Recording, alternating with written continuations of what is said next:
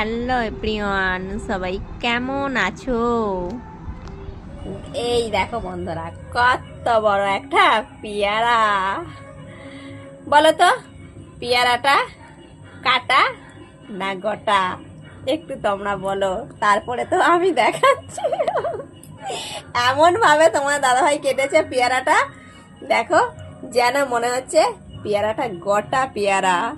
এই যে দেখো, ভাঙছে পেয়ারাটা, কেটে ফেলা হয়েছে। কাটার পর তারপরে একটু জুড়ে নেওয়া হয়েছিল। দেখো, সাদা পেয়ারা, মধ্যেখানটা একটুখানি দানা আছে শুধু। কত সুন্দরভাবে কেটেছে, অর্ধেকটা কেটেছে, আর এই হলো তার অর্ধেকটা। আমার তো দেখি জিভে জল চলে আসছে।